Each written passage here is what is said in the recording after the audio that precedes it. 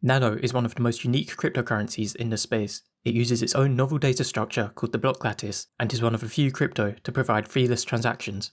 Many people within the crypto space have experienced high fees, whether that be from the 2017 bull run, where Bitcoin transactions went up to $50, or from the more recent explosion in popularity of DeFi and NFTs on Ethereum, where some transactions costed hundreds of dollars.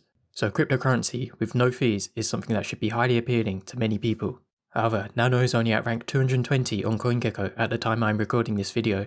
Previously it had been a top 100 coin for many years, so why is it dropping off?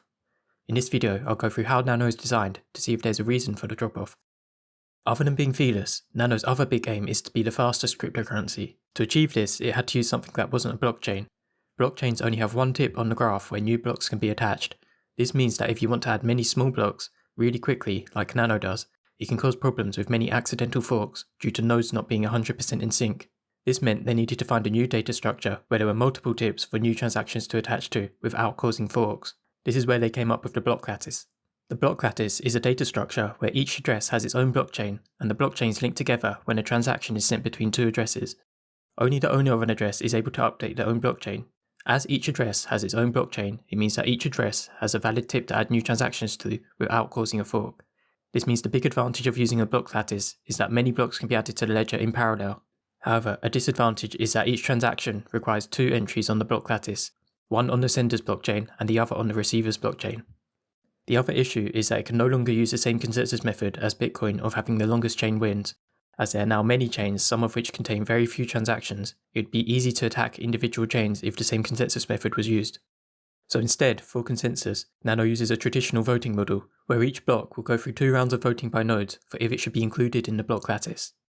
However, if you just let every node have an equal vote, you would end up with people setting up thousands of virtual nodes to get extra votes, and each block would need thousands of signatures to be confirmed. So for Sybil protection, Nano uses delegated proof of stake. This means that when nodes vote on transactions, their vote is weighted by the amount of stake other people have delegated to the node. This means if you set up thousands of virtual nodes, they would have no stake delegated to them, so no voting power in the network. The advantage of this is that Nano could potentially have extremely fast confirmation times, as delegated proof of stake usually means the top nodes have most of the stake, so not many votes are needed to reach the 67% of stake required for transactions to be approved, and transactions can be validated after only a few high-stake nodes have signed it. Traditionally, delegated proof of stake protocols are prone to the rich getting richer and building up more control over the network, but Nano offers no rewards for being a representative node, so this won't happen. However, the downside of not offering any incentives to validator nodes is that it means that they are more prone to bribery. If someone were to offer a few million to the top nodes to help with double spend, the only thing preventing them from accepting the bribe is their reputation, whereas traditionally there would also be an economic incentive to not accept the bribe. Seeing as Nano can be attacked with just 34% of the delegated stake being malicious, it means that a bribe to the top 2 validators could lead to a double spend. This is unlikely to happen as the biggest nodes are exchanges who have a reputation to uphold, but it is still a possibility. Another downside of this method is that voting takes up more and more bandwidth the more nodes that are needed to reach 67% of the stake, as the messaging and signature complexity gets larger as more and more nodes become involved. Typically, cryptos that use voting methods for consensus are limited to around 100 nodes that can take part in votes before performance starts to slow down. This limits how decentralized the transaction validation can be. However, the important part of being decentralized is that normal users should be able to easily validate that the state of the chain is correct. Even though it is unlikely, your wallet could connect to a dishonest node, which then tells your wallet that you have a different amount of Nano compared to reality. If you increase the node requirements to a point where normal users can't run light nodes, then this attack becomes a lot more likely. An important saying within crypto is, don't trust, verify. Nano nodes require a quad-core CPU, 16GB of RAM, and a 400GB SSD. This is higher than Bitcoin, but similar in specification to Ethereum, so is at a reasonable level to be decentralized and be accessible to normal users. However, like all other cryptocurrencies, the throughput of the Nano network is limited to the strength of its nodes. And for Nano, with this level of node, does not seem to be able to handle anywhere near the 7000 TPS that was often claimed. Based on previous spam tests that have happened, it seems like around 200 TPS was the limit. However, this was before they changed the voting model to require 2 rounds of voting. So around 100 TPS is likely the most Nano can do with this level of node. Recently, Nano has been under attack, so they have limited the TPS even further, and according to nanotps.com, it's only able to do around 20 to 30 TPS. Ethereum only does 16 TPS with a similar specification of node, so 100 TPS may seem good, but the vast majority of Ethereum transactions are smart contract transactions, which require significantly more processing power. If Ethereum filled its blocks with only normal transactions, it would be able to handle around 100 to 120 TPS. Seeing as Nano is optimized specifically to make normal transactions, and doesn't have any software limits for throughput like the block size in Ethereum, you would expect it to be able to handle more transactions than Ethereum. So only being able to handle 100 simple transactions with this level of node shows that despite the speed, Nano isn't handling transactions efficiently. This is likely because Nano votes on each transaction individually, and each transaction requires 4 rounds of voting before it is final, whereas Ethereum deals with transactions in batches and can potentially vote on more than 1,000 transactions in a block at once. The inefficiency of Nano's consensus method looks to be holding it back, but with the block lattice there aren't many options that work with the data structure. Even other DAG-based protocols that use a voting system, like Avalanche, batch their transactions so they don't have to perform consensus on each individual transaction.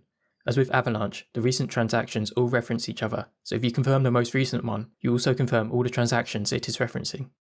With the block lattice, transactions only reference the previous transaction from the same address, which are mostly long periods of time apart, so you can't batch transactions together for consensus. Nano has no plans for sharding in its roadmap, so if Nano wants to improve the performance of the network, it needs to increase the power and bandwidth of its nodes. Normally delegated proof-of-stake protocols provide an incentive to run powerful nodes, but with no fees or inflation, that becomes difficult for Nano. However, incentives to run nodes are also a double-edged sword, as it means a smaller group of nodes then gain more power within the network. Also, increasing the power of nodes means that normal people would no longer be able to run their own nodes, meaning they wouldn't be able to confirm their own transactions, and would have to trust other nodes, so improving the strength of its nodes is a difficult problem. So if Nano does 100 TPS and has no transaction fees, what happens if the demand to use the network goes significantly above 100 TPS? Unfortunately, this is a big weakness for Nano. Most other cryptocurrencies have variable fees, so that during busy times it costs more to make a transaction. Whilst this is not ideal, it does mean that the network is predictable, and if you absolutely need to make a transaction, you can guarantee it will go through quickly if you pay a big enough fee. With Nano, you simply join a queue and have to wait for your transaction to go through, without really knowing how long it will take. It does prioritize people who haven't made a transaction in the longest time, which helps protect against bots. But if the demand to make transactions isn't just bots, it means that normal regular users will end up just joining a queue, with no way to guarantee their transaction goes through quickly. Another downside of being feeless is it introduces another attack vector of an attacker splitting up one XNO into its smallest decimal point and sending it to trillions and trillions of addresses. This means that nodes will have to store a huge amount of dust transactions in memory. One XNO has 30 decimal points, so if split into its smallest decimal point, would use up an unimaginable amount of space.